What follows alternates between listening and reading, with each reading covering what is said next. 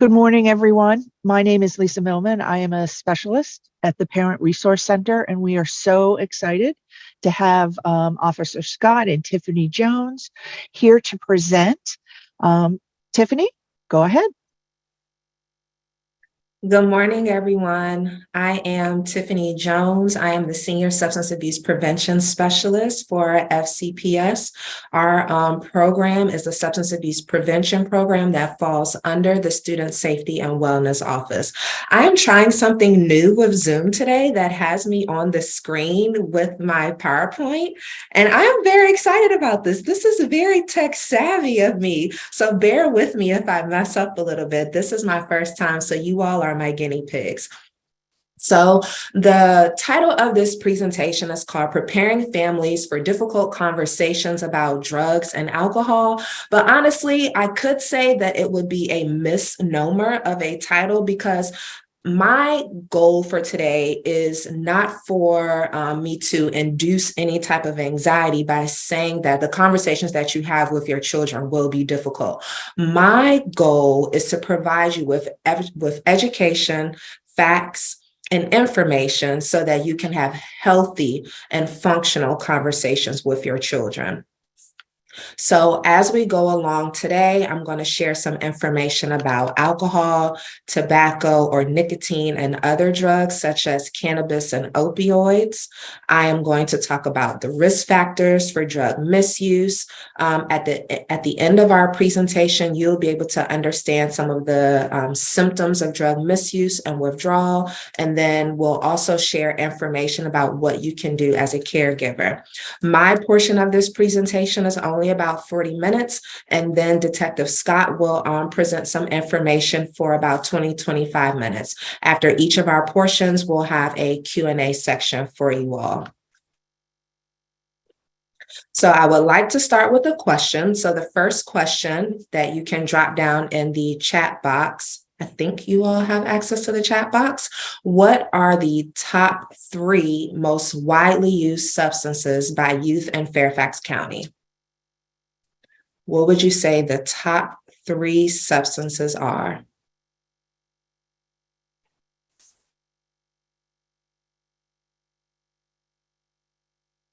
Someone says alcohol, vape, marijuana, alcohol, prescription meds, opioids, weed, prescription.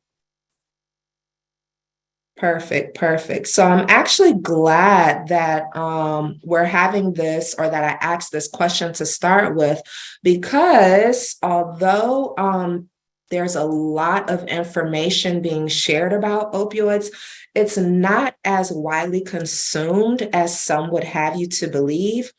So our top 3 substances are actually nicotine, alcohol, and marijuana.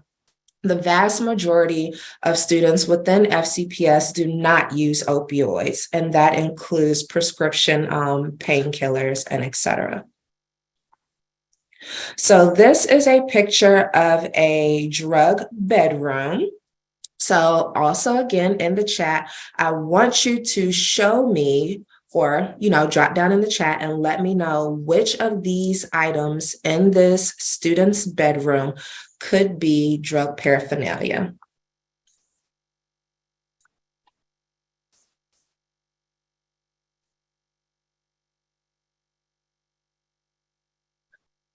Gummy, I don't see gummies. Oh, I think you're talking about the Jolly Ranchers, the hat that says, "Where's Molly?" The bottle, the spray can, aluminum foil, very good. Prescription bottle as a bong. Ooh, look at someone knowing. Very good. Girl Scout cookie shirt. That's the secret one, because that could be a strain of marijuana that's being referenced. Lysol could be used for huffing. I know we're in a pandemic, but it's still possible that they're using that for illicit purposes. Very good, y'all. All right, so let's go to the next one. All of these circled. All right, so we got the sour diesel poster, a strain of marijuana again. You see the Houston cup pillow, which could be indicative of codeine or lean. The Perk 30 jersey, the Lysol can that someone mentioned, the Where's Molly on the hat, plus the pacifier, which could be used for like teeth grinding when someone uses ecstasy. The foil, because foil is typically used by our students when they crush up and then smoke perks. The red solo cup, usually for drinking. The tampon, unfortunately, where is that tampon? Oh, on the dresser, the nightstand. So the tampon could be used by young people when they take the tampon and they soak it in alcohol and then insert the tampon as it is designed to be used. Sprite mixed with the Jolly Ranchers and candy could be used for lean. The vape device, the onion on the laptop for the dark web. 710 on the notebook on the desk is oil upside down, oil meaning marijuana. The opioid prescription, which is next to the notebook. You just want to make sure that it's their prescription. 420 on the socks, that's on the bed. The sweatshirt, the strain of marijuana. It's on the sweatshirt. The book bag has the label backwoods on it, which is in reference to cigars that's used to roll blunts. And then there's also the emoji on the book bag that has the dollar signs that could signify that the student is the plug and or the drug dealer.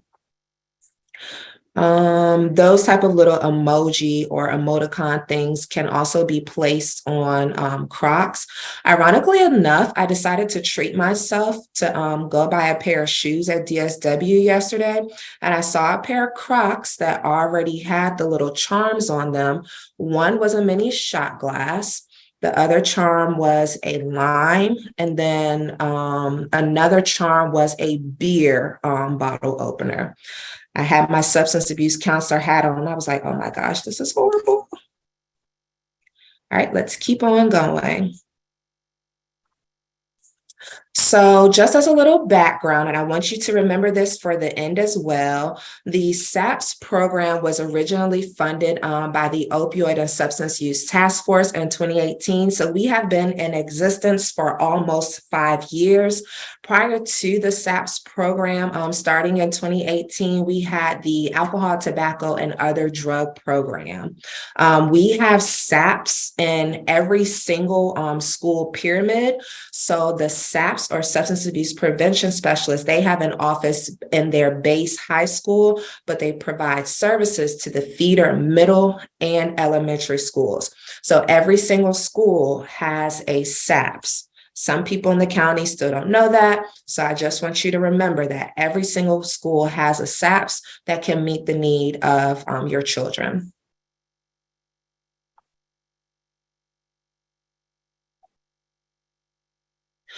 Okay, so this graphic is talking about the brain and drugs. So on one side, we understand that biology and genes could lead to addiction, right? Then on the other side, we have that the environment affects addiction.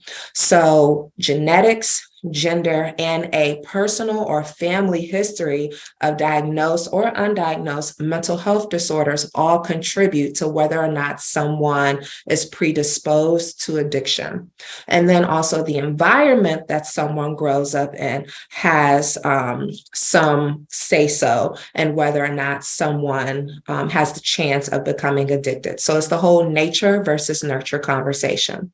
So when you look at the environment, you're looking at if a child grows up in a chaotic home where they may have experienced abuse, emotional, sexual, or physical, whether their parents use and their parents' own attitudes about drugs, because believe it or not, you do have a strong influence on whether or not your child decides to partake in drug use.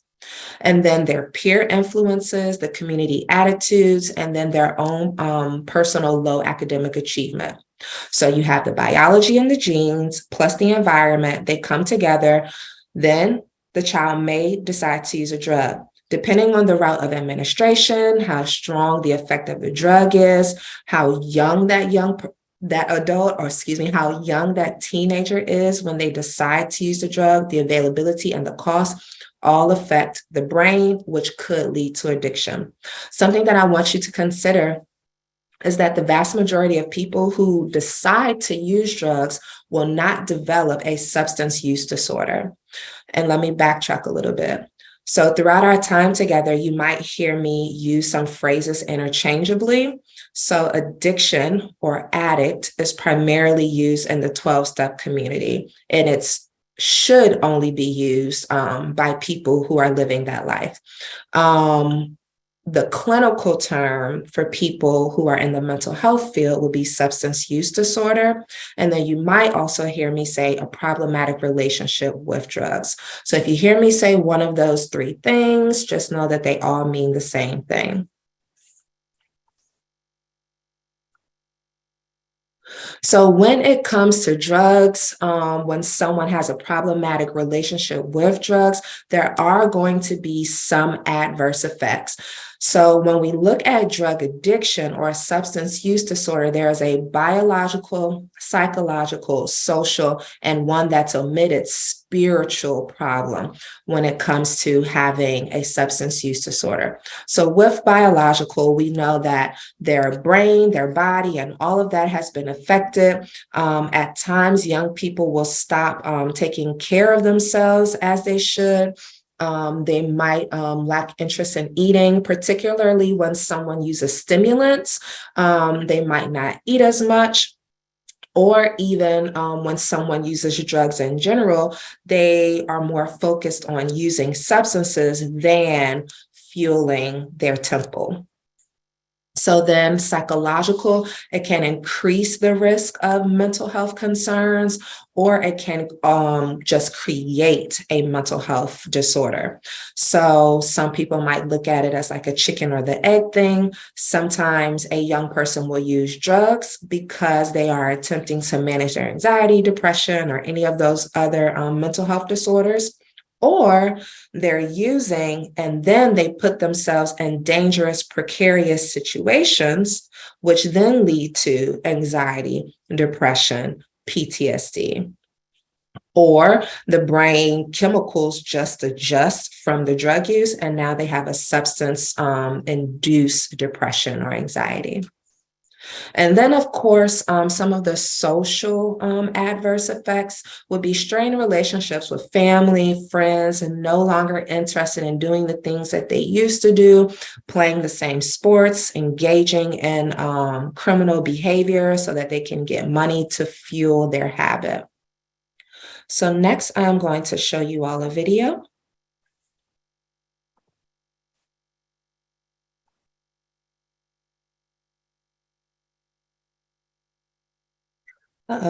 So I'm currently using my PowerPoint as a background. So let me go back. So this video is it's just a short, brief interview of a researcher, and he is talking about alcohol and the importance of parents setting the tone for how they view alcohol in the home. So 1 second.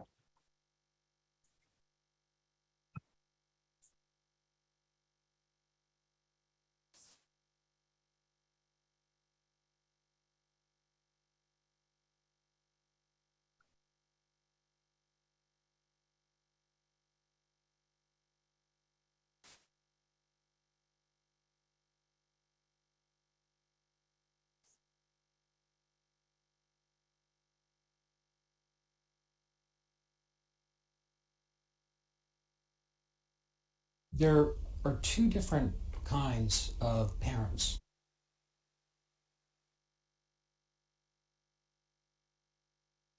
Can you all hear the sound from the video?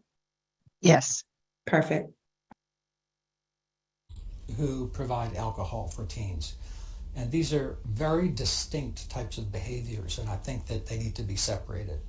There are some parents who believe that it's okay for their teenage children to have a drink of alcohol at a social or religious event, for example, a wedding or a glass of wine with a family dinner.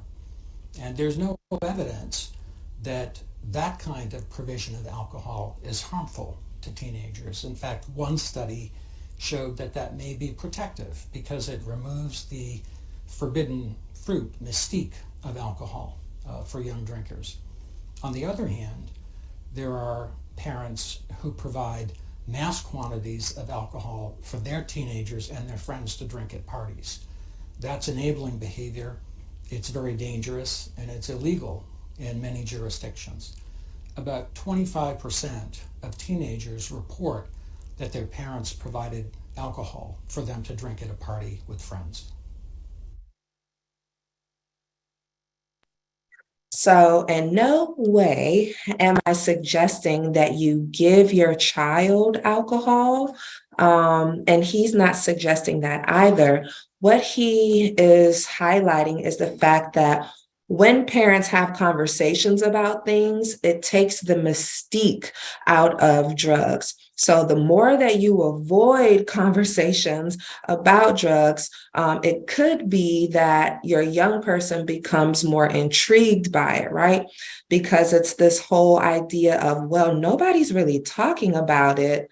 I'm interested in it. My brain is geared towards risk taking. So maybe I should try this thing out because it's new, right? Because young people are designed to take risks. That's their entire job. So now, when you all registered for this presentation, there were some questions that you submitted. So I have incorporated some of those questions in this presentation that didn't necessarily fit the information that was already shared. So here's the first question. How do I start the conversation to avoid my child getting defensive? I don't think they are engaged in drug use, but want to discuss. I understand some of the bigger signs, such as changes in behavior, grades, social activities, but are there earlier signs to watch for? So I'm going to share some of the standard signs and stuff. We've already talked about that, right? But something else to consider is that it's important to acknowledge and accept risk factors such as family history, your child's current mental health diagnoses such as ADHD, your child being a SPED or special education student, and any other mental health stuff that's going on, right? We want to look at some of those higher risk factors, pay attention to them, and talk about them. I think that unfortunately, sometimes parents and families get scared. So the thing that they resort to is if you use drugs, you're going to die, you're going to go to jail. And that's not true for the vast majority of people because, like I said, only about 10% of people will become addicted. However, of that 10%, about 90% of that 10% started using drugs prior to the age of 18, right? So how young they are is a risk factor. And that's the conversation that you have with your child. So now let's look at nicotine for a bit. So young people are more likely to vape nicotine than to use cigarettes. Some people suggest, or the research has shown that a lot of the e-cigarette companies were using strong scented nicotine vapes that smell like candy, fruit, and mint because they were attempting to market towards children. Sometimes vape devices can be hidden in smartwatches. You can just go ahead and buy them on Amazon. They can be hidden in phone cases. There are vape hoodies. Some of the signs to watch out for would be mood swings, agitation, coughing, throat clearing, and a headache. Something to remember when it comes to nicotine in particular is that the high is very short. It is one of the shortest highs, and unfortunately, nicotine is one of the most difficult drugs for people to let go of. In my work as a therapist, my clients will readily give up cocaine, heroin, all those other drugs. But when it came to cigarettes and nicotine, it was very difficult to get off of because it's easy for nicotine to become ingrained and incorporated within your everyday life. You wake up, you smoke, you eat, you smoke, you have coffee, you smoke, and it's legal. So they don't necessarily have to hide the habit. So because of the high being so short and nicotine being so easily incorporated into everyday life, it's very hard for people to wean themselves off. So again, going back to the beginning of our presentation about the top 3 most widely used drugs, I want you to look at these numbers and then flip it on its side. Because again, I truly believe that parents tend to use a lot of scare tactics. So we want to look at this in the opposite. So this is the Fairfax County Youth Survey that's given out every year to 8th, 10th, and 12th graders. So our survey results from 2021 said that 10% of young people reported that in the last 30 days that they had used marijuana. So let's flip that statistic. So not only did 10% report using marijuana, but this shows that 90% of our kids have not used marijuana in the last 30 days. So instead of necessarily harping on the 10% and attempting to use scare tactics, we need to focus on what the 90% is doing. So some people said that opioids are one of the top 3 most widely used substances. It's actually one of the least used substances. So 3% of teens report using painkillers and other prescription drugs for non-medical reasons in the last 30 days. So that means that 97% of our kids have not used it. So nicotine and vaping, it all contains nicotine. The important thing that I want you all to consider as parents is that even if you and your child are putting together a plan to get them off of nicotine, so you say, okay, well, you're currently vaping, so let's start buying you the carts that have 0% nicotine in them. What I want you to know is that about 90% of those carts still have some traces of nicotine in it. Okay. So cannabis is the umbrella term and marijuana falls under that. So marijuana is the dried leaf. Most of our kids tend to vape cannabis, which comes in a THC oil. So THC is the impairing component or ingredient in cannabis, whereas CBD is usually the non-psychoactive component. It's very rare that you will find strains of cannabis that is just one or the other, unless you're buying CBD on the shelf. But most of the time, it's a percentage of THC and then it is a percentage of CBD all mixed into one to achieve the desired effect. These are just some of the routes of administration or the ways that young people use cannabis.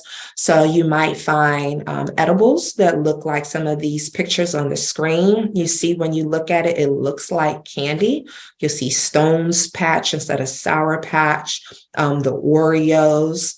And then after edibles, well, actually, the kids will vape the THC and then they might use edibles. Those 2 ways of using cannabis are the top 2 reasons why kids are sent to the ER behind cannabis, because the concentration of THC in edibles and in the THC oils are extremely high. So cannabis affects the part of our brain that's responsible for memory and learning. And the main job of a teenager is to learn.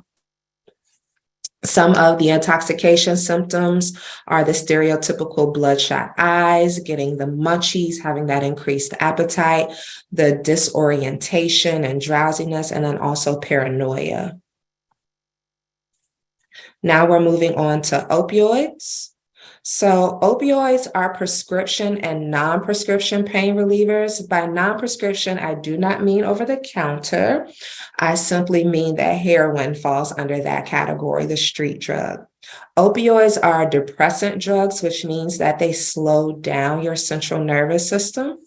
So that means that it will slow down your breathing, it will slow down your heart rate. Some examples of opioids are on the right-hand side, where you'll see hydrocodone, oxy, morphine, codeine, and fentanyl. Even fentanyl is a legal drug. I think that that's often missed in conversations. Fentanyl does serve a purpose because, trust me, if you have surgery, you want them to give you fentanyl. You do not want to feel that pain. So some of the most important symptoms to consider when someone has misused their prescription opioids would be the 3 C's. So that would be loss of control over time, craving and preoccupation with use. So that means that they're constantly thinking about it, using it, or withdrawing from it. When someone has a problematic relationship with drugs, their life is in a constant cycle of using, withdrawing, and getting more. And then the last C is use despite negative consequences. So I understand that this drug has affected my life, and yet I continue to use it. Opioid intoxication symptoms are unique in comparison to other intoxication symptoms because of the pinpoint pupils. So with most drugs, your eyes will become dilated, they'll become bigger, but with opioids, your pupils will become smaller. There will be a reduced level of consciousness because of that depressant side effect of opioids. Hypotension, meaning their blood pressure has decreased. Blue skin, because the blood is not flowing as it normally would. Hypothermia means that they're getting cold. And then bradycardia, meaning a slow heart rate. Now, the withdrawal symptoms are the exact opposite of intoxication for basically every drug. Withdrawal symptoms for opioids are very, very nasty to experience. Some would say that it feels like the flu times 10. So oftentimes when someone has an opioid use disorder, they aren't necessarily consistently using despite negative consequences because they just want to get high. After a certain point, the person is no longer trying to get high. They are simply attempting to avoid withdrawal. And let me tell you why. Withdrawal makes them feel anxious. They're sweating, yet they have cold chills. Their bones hurt. They are constantly vomiting. They have that gastrointestinal distress, which is a fancy way of saying that they're peeing and pooping, and it's kind of like uncontrollable. Their eyes are watering. Just stuff is coming out of every opening in the body. So when someone continues to use, it's not necessarily because they just want to get high, because the body is trying to find equilibrium. And after a certain point, most people are no longer getting high unless they use a higher strain. They just don't want to experience that withdrawal.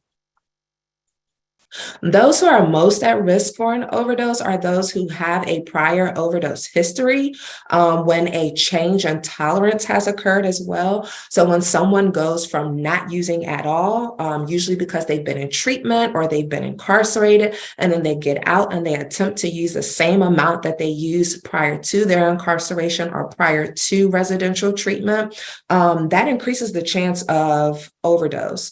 And it's also been said that the more someone experiences a non-fatal overdose, it increases their chances of experiencing a fatal overdose. Of course, a change in quality or purity from buying drugs off of the street increases the chances. Mixing drugs is very dangerous because when you have something called drug synergy, when you have one depressant drug, such as an opioid, and then you mix it with another depressant drug, such as alcohol, benzos that are traditionally prescribed for anxiety, any type of muscle relaxant or sedative hypnotic, you have something called drug synergy, where this is powerful on its own. This is also powerful on its own, but when you mix the two, they become like the Power Rangers. They are way too powerful. And then that can lead to an overdose. Of course, and a weakened immune system can lead to overdose as well when someone has like HIV, hepatitis C, weakened lungs or heart problems, and then IV drug use as well.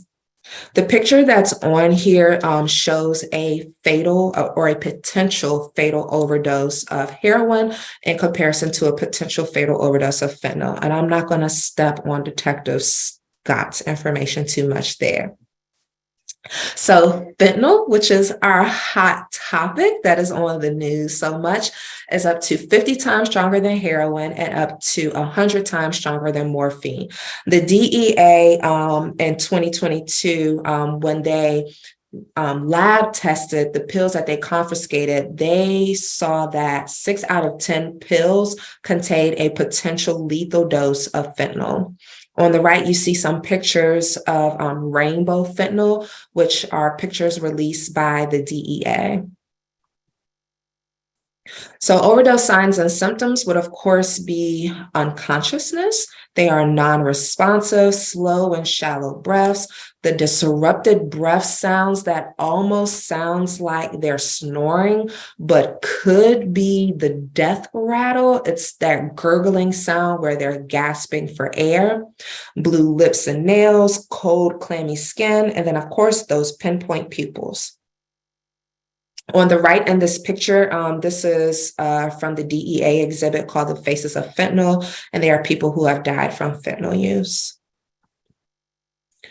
Narcan, which goes by the generic name of naloxone, is a 4 milligram dose of an opioid overdose reversal medication. It is the only drug that can reverse an opioid overdose.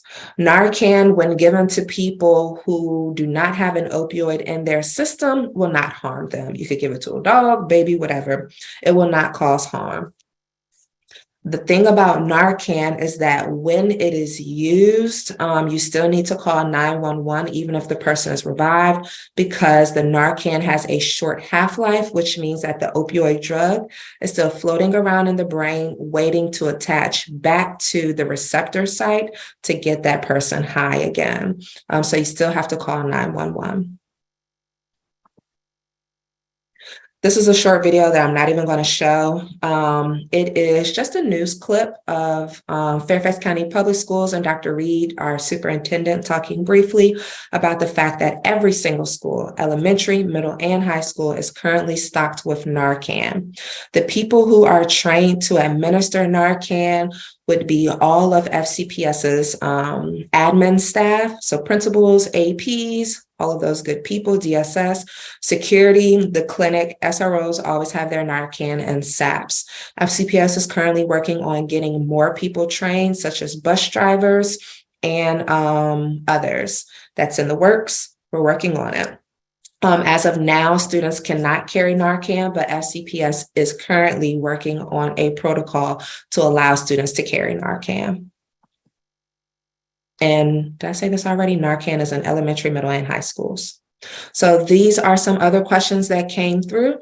What is school doing to prevent smoking, drug use in bathrooms? Are bathroom monitors going to be implemented? So first and foremost, I'll say that to prevent smoking in bathrooms or drug use in bathrooms, we can't prevent kids from going to the bathroom, and we can't prevent kids from doing what they want to do. All that we can do as adults is provide them with education, issue consequences when they are caught. If you have concerns about your child in specific schools, then I encourage you to reach out to the admin staff at that school and share your concerns about what's going on. We have our SAPS program that provides education and intervention not only for students who use substances, but for those who are also affected by substances. So you could also reach out to your SAPs if your child doesn't use and they're having issues related to drug use. SAPs are not law enforcement. And when it comes to bathroom monitors, from what I've heard from admin staff, they have attempted to get some volunteers into these buildings, but no one wants to work for free. So there's that. So again, reach out to your school. The second question was, how do you explain to students why fentanyl is so dangerous, even though it is medically prescribed in some cases, in some instances? So my suggestion is to tell the truth without exaggerating. Kids can and will call your bluff. If you say that they're going to die or go to jail because they use drugs, they know that that's not true because their friends haven't died or gone to jail. They know that only some people have died and gone to jail. So tell the truth without exaggerating. Because oftentimes when adults and parents exaggerate, they're attempting to manipulate the outcome, which is fair, because you don't want your kid to use fentanyl. But your goal when giving this information is so that they can make their own well-informed decision, because the goal is to guide them so that they can become autonomous adults who make their own decisions based on their values and the facts. So share the facts so that they can make their own well-informed decision that align with the family's values and their own personal values.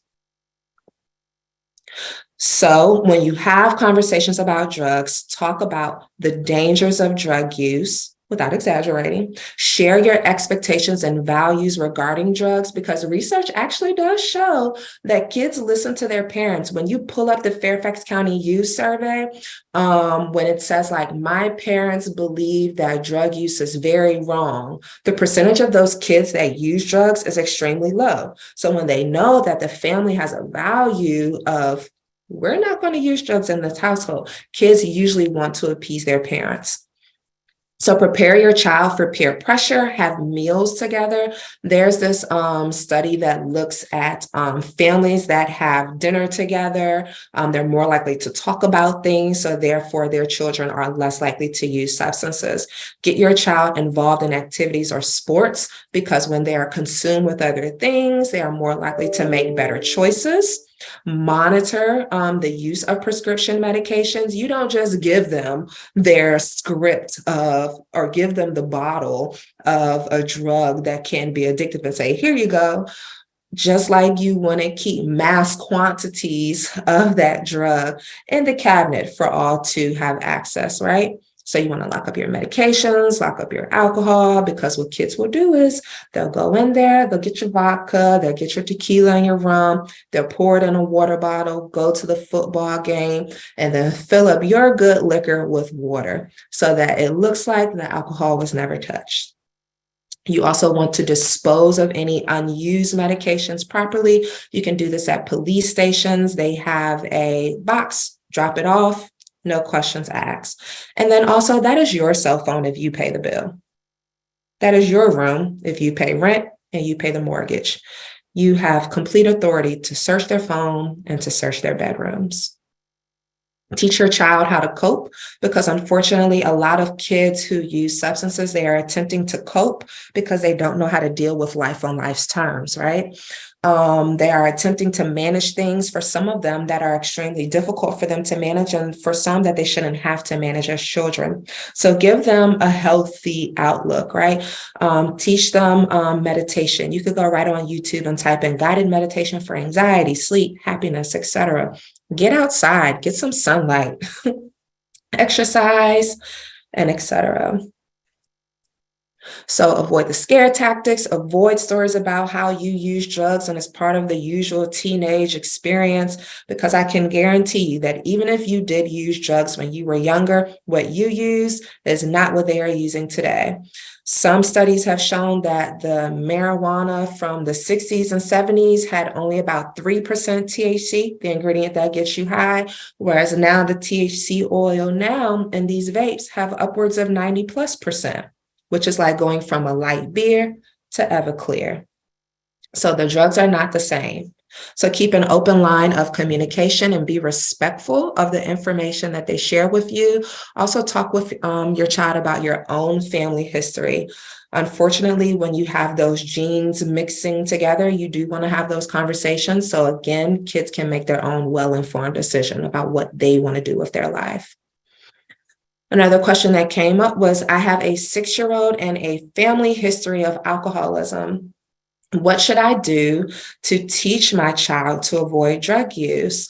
With all the fentanyl overdoses, I worry that she'll try something that looks like candy and OD. I am of the mindset that it's never too early to have conversations about drugs. It could be because I'm a substance abuse therapist. But when you start those conversations young, it just becomes like this a normal practice, right? So I saw on TikTok, I feel like I say that a lot now. I saw on TikTok a mom talk about how she's taking care of her own mother who's older and on a lot of medications, but she also has a small child in the home. So she has trained her child that even when that child finds the smallest of thing that might not even be medication, it's a piece of lint, a little something, but it looks like a pill, she has trained her child to give her that item in exchange for 2 pieces of candy. So what that mother is doing is she is increasing the reward for that child turning in that potential pill, because that kid knows, I'm going to get candy from my mom if I give this to my mom, right? Instead of taking this random thing that I found on the ground. And that child has found some pills on the ground. So you can start with small things like that. Some of the research has shown that children as young as 9 years old are starting to view alcohol in a more positive way. And upwards of 3,000 kids as young as 12 try marijuana each day. So it's never too young. Set your values, make your rules clear, ask and listen to your children when they speak. These are just some resources, but no worries, because we are going to send this to you as a PDF. When you get the PDF, it is hyperlinked for every item on that. The PDF resource list has books, videos, articles for all types of learners, and then also links to prior webinars that we've done with the Parent Resource Center. So we'll have local and national resources on that PDF. And that is all that I have. So I'll set aside 5 minutes max for questions so that Detective Scott can speak. Do you and other people in your position do outreach and education at schools? If so, is it only high school and middle, or also elementary? We do it all for a little bit of money. That is the large answer. So first, I'm the senior SAP, so I am based out of Willow Oaks. So I provide support and supervision to our team of 20, well, it's 20 when we're full staff SAPs who are based out of the high schools. And again, we provide services to the high school, middle school, and elementary school. Okay, thank you. Can everyone please put your questions in the chat? Tiffany, you want to address the question about sharing the PowerPoint presentation?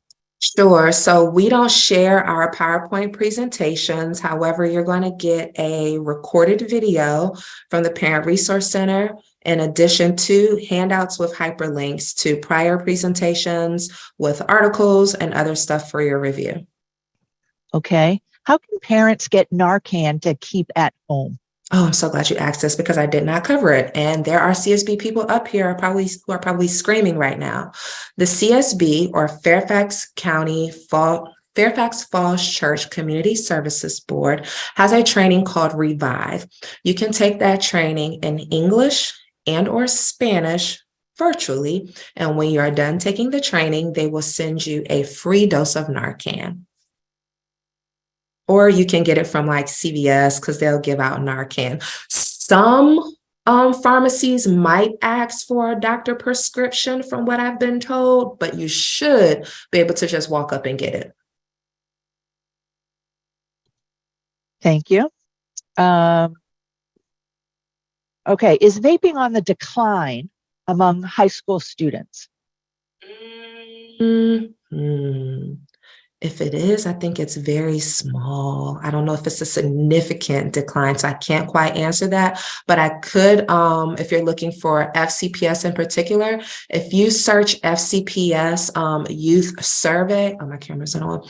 If you search the youth survey, you can isolate the data and look at it year by year if you want to know the specific numbers. The parent says this might be out of your scope, but if a student is found for the first time using or possessing a substance, is it automatic disciplinary action or are they offered support first as a diversion pathway? All right, it is out of my scope of practice, but I know what happens. So discipline, if you're looking for those answers, you can always pull that up by searching FCPS SR&R. That is the Student Rights and Responsibilities Handbook, i.e. all of the school rules. If you go on that, you look for drug infractions. Usually what it reads is that the student will be suspended, depending on the drug, for how long, or if it's in school or out of school, in addition to a referral to the substance abuse prevention specialist. Parents must provide consent for a student to work with the SAPs if the child is under 18. If the child is 18 or older, they can provide their own consent. Okay, go ahead. Do one more. Let's do one more. Does Narcan expire? Narcan does expire. The expiration date is about 3 years, I believe. When you get the box, it'll tell you exactly what's up there. But it's about 3 years. But if that's the only thing that you have in an overdose situation, go ahead and use it because it still will be harmless.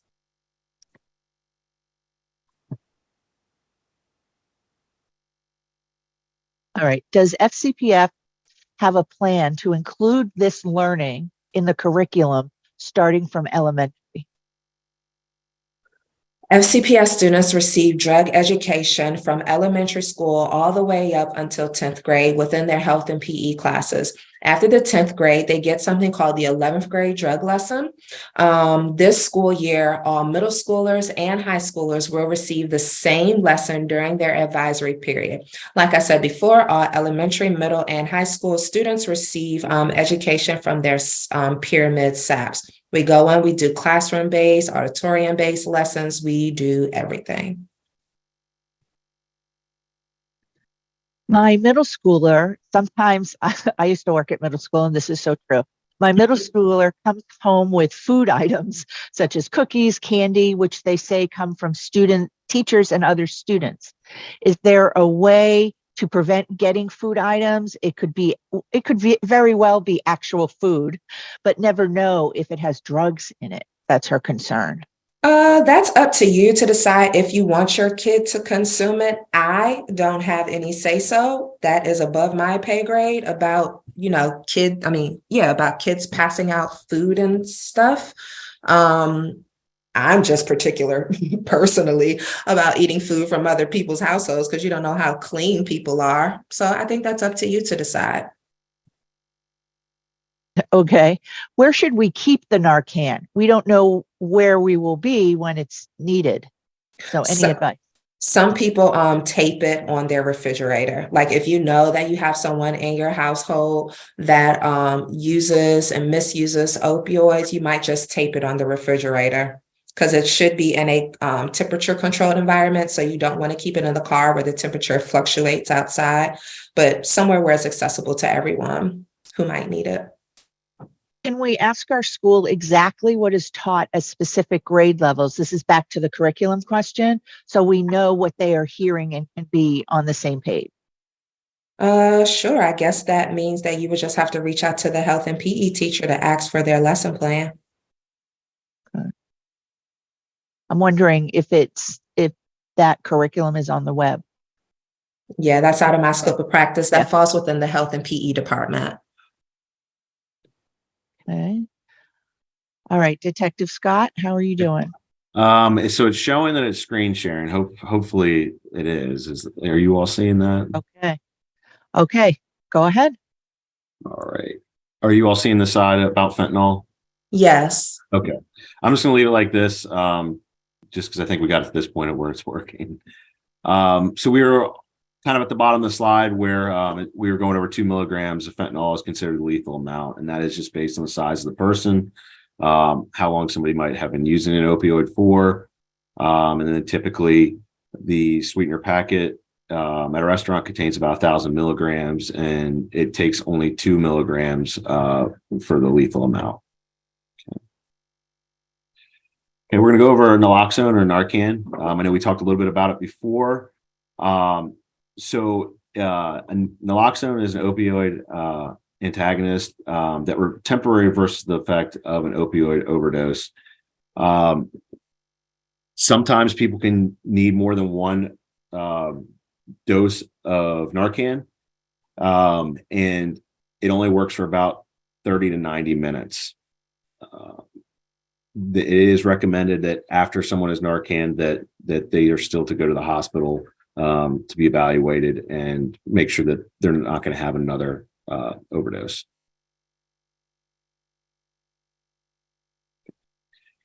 Um, 18.2-251.03. This goes over anybody that's experiencing an overdose. If the police are called and emergency personnel is called to a scene where someone's experiencing an overdose, this protects that individual for overdosing for whatever substance that they might have been taking.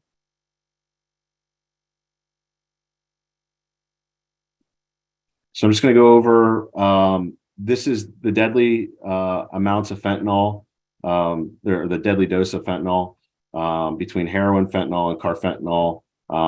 You can see that there are very small amounts of these substances that can cause an overdose or a fatal overdose to happen.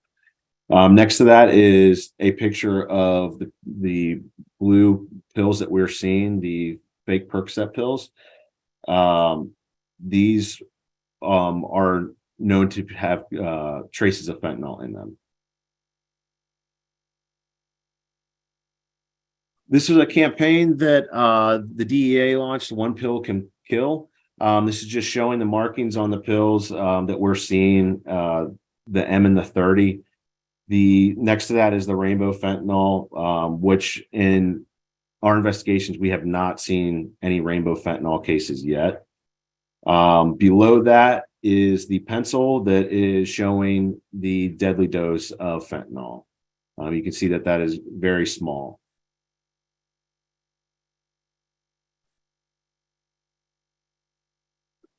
Some of the things that parents need to watch out for are on their child's cell phones. If you suspect your child of, using drugs or illegal narcotics, these are some terms that we are seeing in the phones, as in IRCs, blues, 30s, M boxes, bars, school buses, and football. Some of these terms, you might just glance over just based on what they say. If you read the content of the text messages, before and after, school buses and football or bars, you might start to see, some sign of someone that is purchasing an illegal narcotic. On the side, these are emojis that some kids are using when purchasing or selling illegal narcotics. I'll hold this here for a minute, just so you all can take a look at that.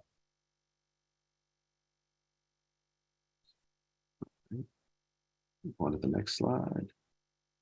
Okay, the next slide is from some of the cases that we have been directly involved with. In this slide, it's showing many different types of pills, to include the fake Percocets and the Xanax bars that we're seeing. This next slide here is showing some ways that some people will ingest the illegal narcotic. They'll roll up a dollar bill and they will snort the narcotic. Doing the same thing with the straw. Apologize. They'll cut off a straw. That's a sign, if you suspect your kids are using illegal narcotics. Maybe if you see their book bag and you see a cut off pen, that might be a sign that there's some narcotic use. This is what we're coming across a lot, is the burnt foil. We've had cases where parents have expressed to us that they're missing their foil out of their cabinet. That's usually one of the first signs. If there's foil in a kid's bedroom, that would, as a parent, that would probably be a sign to me that something's not up. And, I would ask, your child maybe about why they would have a roll of foil in their room.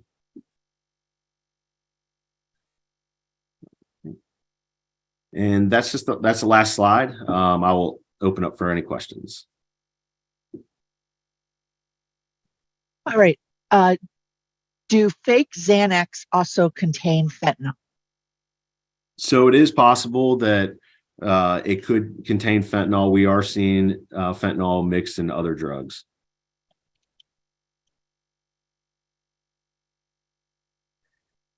Okay. I would like ask everybody to put your questions in the chat, and we can ask both presenters. What is the foil paper used for? So the foil is used to put what people are doing is they're putting the pills in the foil and then burning the foil and then inhaling the smoke from the pill. Thank you. Some didn't know what that was. What other questions does everyone have?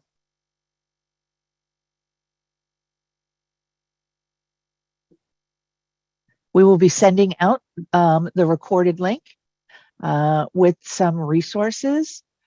Could we, Detective Scott, get a picture of those emojis Yes. and everything? And maybe we could send just that, to families. Yep, we can. All right. Are you seeing people actively trying to sell to elementary kids, or are most cases of drug use that from that young are from older siblings, other members of their household, friends, or mistaking for candy? Yeah, so what we're seeing is the older students using the illegal narcotics, especially some of the blue pills. We have not really seen it trickle down to the elementary school level. What is the police department doing to reduce access to fentanyl? So one of the things that we're trying to push out as much information to parents, to people that have experience with other sorts of drugs, that to explain how bad that fentanyl is. Education to the community is the best way to spread the awareness about how dangerous fentanyl is. So a question about this slide that you have up. Yes. Why school buses? Like what is it? Why is that referring to drugs? So that relates to the Xanax bars that we're seeing in text messages.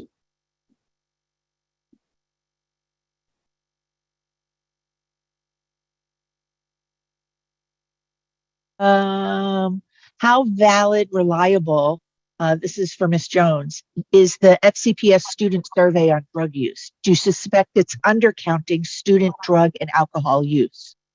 If you take the FCPS use survey data and you compare it to national data, the trends are the same.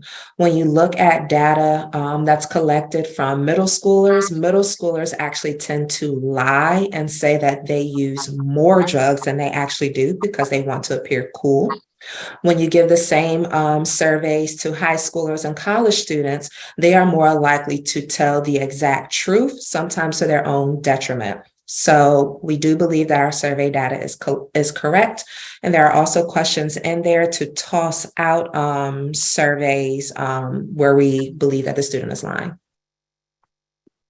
In your experience, where are the kids accessing or selling? Where are they selling? And then where are the kids accessing drugs? School games, community centers?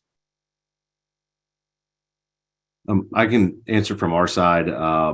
We're seeing a lot of the conversations happening over the phones. Haven't really seen certain areas just because the phone is easy to access for a lot of students. They might just pick a random place to meet. As far as what we're seeing. Thank you. How are drug dealers able or successful to employ students to sell their drugs in schools? I'm sorry, can you repeat that one more time? Sure. Are drug dealers successfully employing students to sell their drugs in schools? Again, it's one of those things where just being that in this generation with cell phones, that it's easy to communicate on the cell phones, locations, that a lot of times these drug deals are happening outside of school, after school hours at, different locations. Besides emojis and codes, like code words, are there any videos or apps that parents should be aware of? Kids' phones. So Snapchat is one of the big apps that kids use. I do think, when checking kids' phones, it's one of those things where you should always be looking through the apps to see if there's any signs of a student using narcotics, or any other things that they might come across, to kind of help, battle, any fight that might be happening at home with illegal narcotics. What can kids do about other kids vaping in the bathroom? Talk to the administrators in the buildings, and then talk to you all or talk to their SAPs. Conversations with SAPs are kept confidential as long as harm isn't being caused to other people.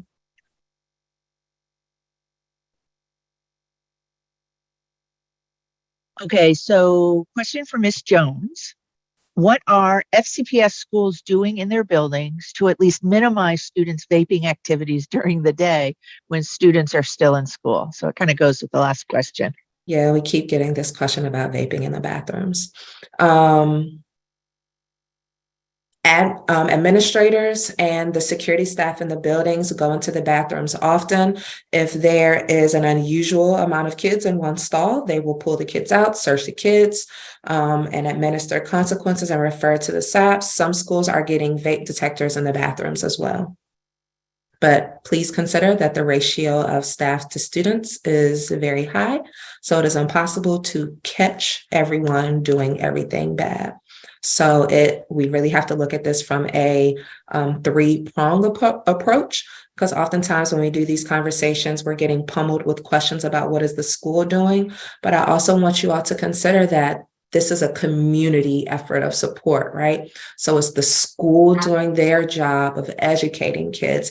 It's the parents setting the tone of their expectations. And then it's also up to the kids to decide what they want to do. And then the community all coming together to try to make the best decisions so that they can be autonomous individuals who make good decisions. Thank you. What other questions does everyone have? While you're typing your questions, we also have resources at the Parent Resource Center. We have a library with over 10,000 materials that you can check out. We can send those materials to your local school and you can pick them up there. You don't need to come here. We'll put the link in the chat and you can search what books you would like and then just contact us. We'll also put our contact information in the link. All right, here's a question. How can we better protect students with disabilities, such as ADHD, who may be attracted to the substance abuse because of their disabilities? You can attend my presentation that I am doing for the Special Education PTA at the end of next month, where I am doing a complete presentation on drugs and special education students. Which will be recorded. So you can reach out to me. Okay. Tiffany, what's the date on that? Let me pull up my calendar real quick. Who is it with again? And I will. The Special Education PTA, also known as SEPTA, SEPTA.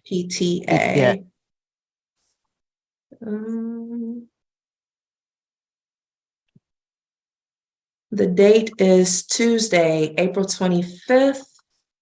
It will be virtual and it starts at 7 p.m. Tuesday, Okay. April 25th at 7 p.m. virtual. All right, I have another question. Okay. At what time would the children be using drugs in school? What So is time do there a they? time? Yeah, is there a time of day or Whenever they want to use. yeah? Whenever they get that feeling of withdrawal kicking in, whenever they get that craving to use, whenever they're triggered by emotions or their environment to use and they want to get rid of that feeling, they will use.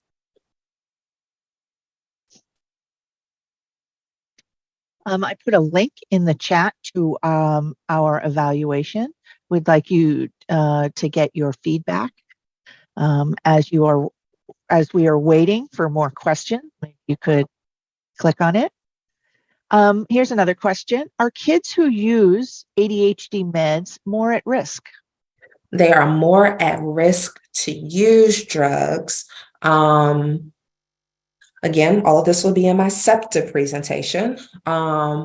Kids who have ADHD are more at risk to use drugs because they are seeking that thrill and excitement a little bit more than other kids. But I don't want you to take that information and then believe that they should not be using ADHD medications because it's possible for them to become addicted to the ADHD meds.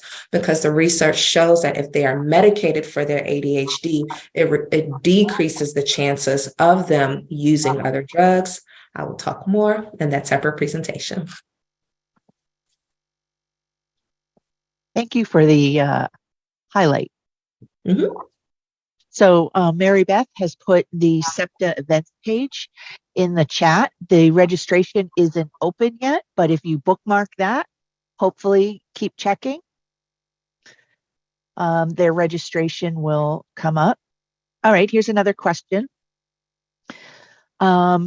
Do you find that there is a difference between young men or women in experimenting with drugs?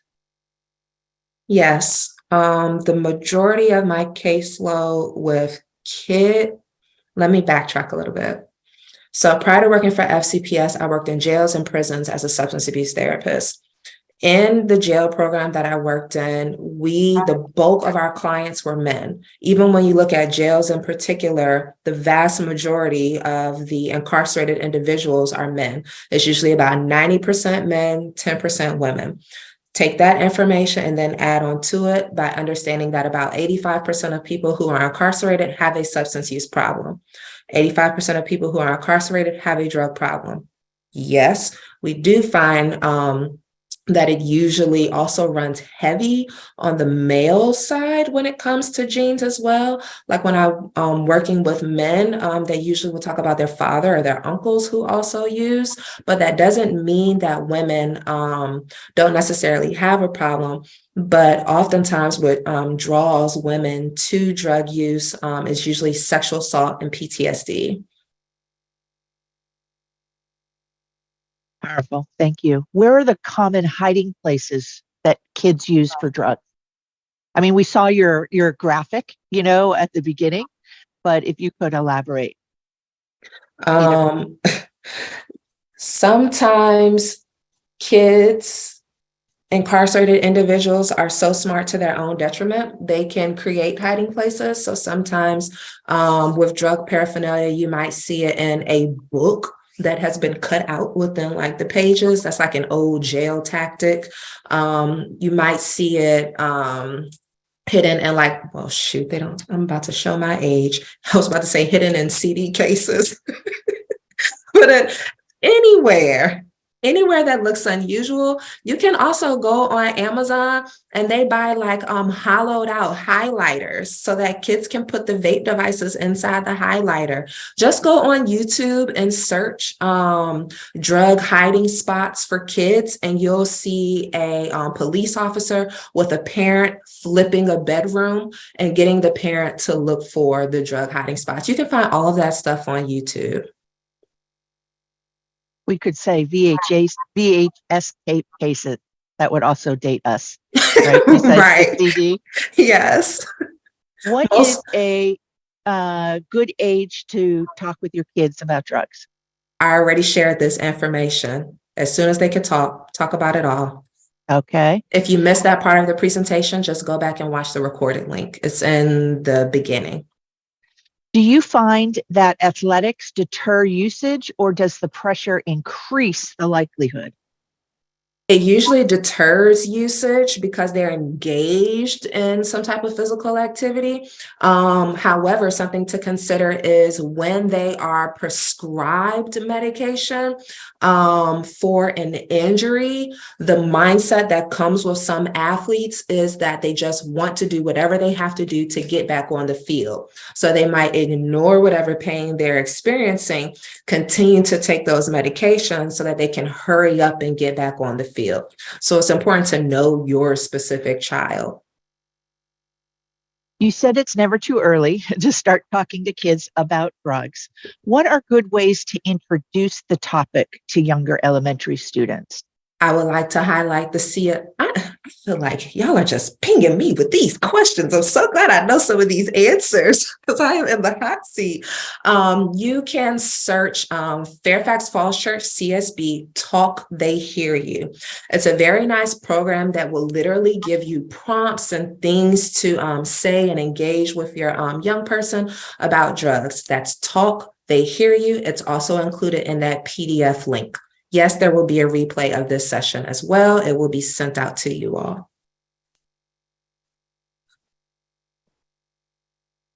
Any more questions?